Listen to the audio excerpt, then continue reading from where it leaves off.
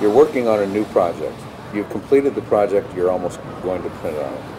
Tell me about that. Well, I have several projects underway, and there always are. Yeah, but I think you're always a juggler. But yes, but the one that I'm most interested in is that I've been photographing the photographers that I've met, you know, since the 1960s. I tried for about 7 years to be a good photographer, whatever that means, you know, and I had met David Hearn, who was a renowned photographer already in England at the time. And after interviewing him, I asked him if sometime I could bring some of my own photographs to show him, you know. And he said, well, sure. You know, photographers were very accommodating, especially in those days. They didn't get much attention, so any attention was good. So I brought him a box of prints that I'd been working on for 7 years. And it took him less than 30 seconds to look through the whole lot. And he shoved them back at me and said boring. So this was a little bit disconcerting. And he said they're all derivative, you know, that there are plenty of photographers who can do this sort of stuff, you know, better than you know. So he was very sort of dismissive, and he is very frank. I've known him for now, what, 35 years, so I know he's very frank. If you ask him a direct question, you get a direct answer. But it was still very hurtful. So I had a little boat on the River Thames at the time, and so I took my prints for a weekend alone on the river and looked through them and thought about what he had said, you know, and I tended to agree. So I went back to him and said, okay, well, I understand your criticism now, but now I'm stuck. What do I do, you know? And he said, the answer's simple. He said that photographers are 10 a penny. There are loads of photographers around, you know, loads of photographers with talent, okay? But there's no one that I know of, he said, who can talk about photography with the passion that you know, display. Nobody who can write about photography like you. Nobody who can arrange exhibitions of photography as you can, because there were no exhibitions to see at the time.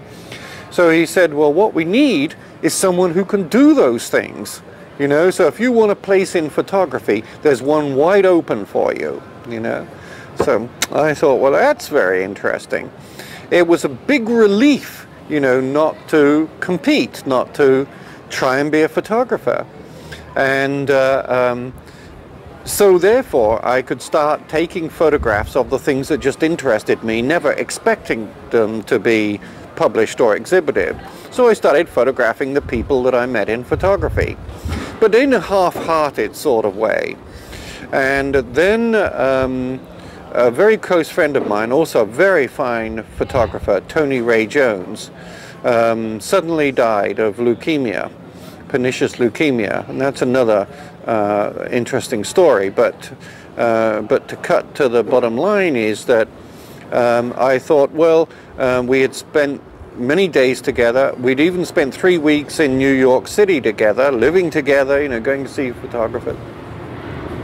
His sudden death, and it affected me deeply because it was so sudden and we were so close.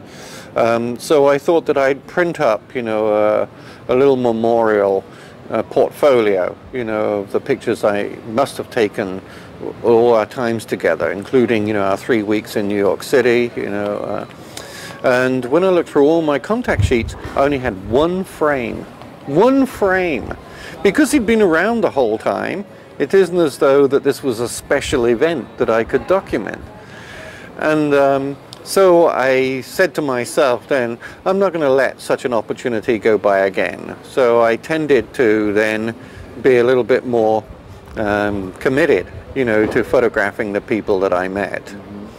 But it didn't always happen that way. There were lots of people that I met whose personality and the things we were talking about didn't allow the act of photography to intrude, you know. There were sort of conversations going on and activities that where the photograph would have interrupted, Yes. you know, and so I regret that now. I mean, I knew Robert Frank pretty well, but I don't have any photographs of him. I knew Gene Smith pretty well, but I don't have any photographs of him. Knew Diane Arbus, but, you know, I don't have any photographs of her. But the stories that I have, you know, the memories that I have of these people, you know, are very important. But Even though you would talk at length with people such as Gene Smith or Diane Arbus, you never photographed them. No. It just seemed that the conversation and the activities, you know, I just forgot about taking the photographs. And then I would sort of say afterwards, I should have taken, you know, some photographs. I'll do that next time, you know, and either the next time never happened, or the same thing happened. We were busy with other things, and I just didn't get around. So it was never obsession like to collect another specimen, you know, for my collection. But you did collect a number of specimens over the years. Well, yes, and I've just been editing them, and I've been trying to make a master set of prints. Because I've got a new printer, and it's, you know, pretty permanent inks and all the rest of it, and it's fast, and so Just for the record, which printer do you have? I bought an Epson 40 for 800, you know, which has big cartridges, you know, and so it works very well. And of course, because I just printed photographs in the past and put them in boxes, I could never remember which prints that I had made and which I haven't.